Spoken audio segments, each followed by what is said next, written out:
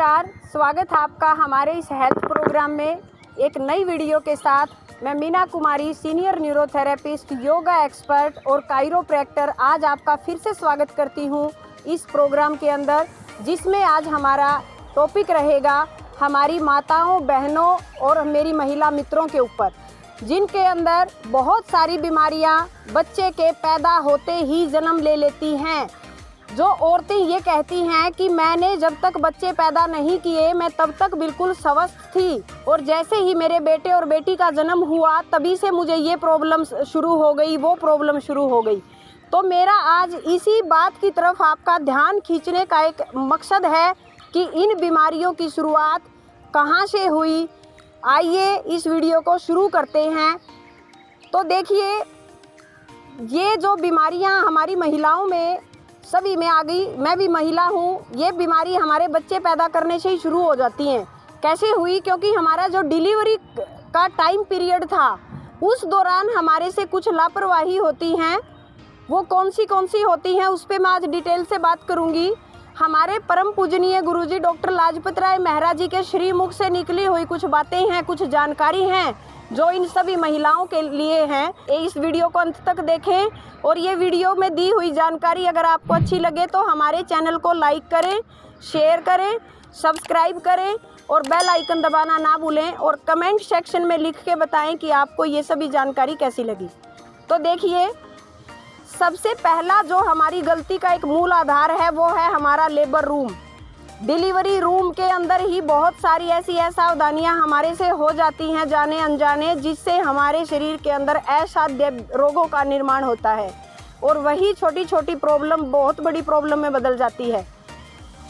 हमारे गुरुजी कहते हैं कि सबसे पहले हम ये बात करेंगे कि जो पहले के टाइम पे प्रसव पीड़ा करवाई जाती थी, उस टाइम पे हमारी दादी नानियाँ अंगीठी जलाया करती रूम के अंदर। वो क्यों जलाया करती? ताकि गर्मी के कारण शरीर के अंदर से पसीना ज़्यादा निकले, और जितने भी 9 महीने के रुके हुए टॉक्सिन्स हैं, माँ के भी और बच्चे के भी, वो गर्भ के अंदर से जितने टॉक्सिन्स हमारे शरीर में इकट्ठे हुए हैं वो सारे टॉक्सिन्स बाहर निकले। अंगीठी जलाने की साइंस ये थी। अंधेरे कमरे में डिलीवरी करवाती थी ताकि अंधेरे कमरे के अंदर उनकी आँखों के ऊपर गलत रोशनी ना पड़े और शरीर उनका स्वस्थ रहे, आँख, नाक, कान, गले की सारी बीमारियों से दूर रहे। फिर दूसरी बात आती है, गर्मी के अंदर प्रसव पीड़ा करवाई जाती थी क्योंकि शरीर का, मैं बार बार बता रही हूँ कि केमिकल रिएक्शन वार्म नेचर का होता है, और गर्म नेचर को ठंडे नेचर के संपर्क में नहीं आना चाहिए। शरद गर्म बिगड़ जाएगी, और बीमारियों का मूल कारण यहीं से शुरू होता है। और इन लापरवाही का कोई इलाज नहीं है किसी भी डॉक्टर के पास। ये सावधानी है और ये रखनी चाहिए।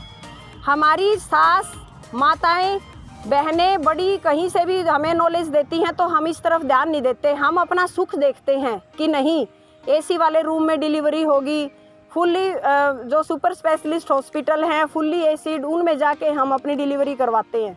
वहाँ भी हमें ये बोलना चाहिए कि नहीं, नॉर्मल रूम टेम्परेचर रखो, ताकि जो टॉक्सिन्स हैं, पसीना ज़्यादा आएगा तो टॉक्सिन्स निकलेंगे, जब पसीना ही नहीं आएगा तो रोम छिद्र खुलेंगे नहीं, और जो अंदर की गंदगी है वो अंदर की गंदगी अंदर ही रुक के बैठ गई। किडनी खराब होएंगी आपकी, लीवर खराब होएगा, और हर बीमारी का मूल कारण यहीं से शुरू हो जाता है, और फिर धीरे धीरे संधिवात में बदल जाती हैं ये चीज़ें। वात, कफ, पित्त का बैलेंस बिगड़ जाता है। फिर आता है, जिन माँओं को बच्चे को फीड करवाते टाइम दूध नहीं आता, स्तनपान करवाते टाइम अगर ब्रेस्ट से दूध नहीं निकलता, ऑक्सीटोसिन हार्मोन बोलते हैं इसको। ऑक्सीटोसिन हार्मोन को बच्चे के जो हाथ होते हैं, पैदा होते ही हम अपने बच्चे के हाथों को बिल्कुल कवर कर लेते हैं, ढक लेते हैं। आप तो समझदार बनते हो कि भाई नहीं, इसके नाखून हैं, फेस के ऊपर लगा लेगा ऐसे और ये फेस पे निशान पड़ जाएंगे। जब माएँ फीड करवाती हैं तो उस टाइम पे बच्चे के हाथ खोल देने चाहिए।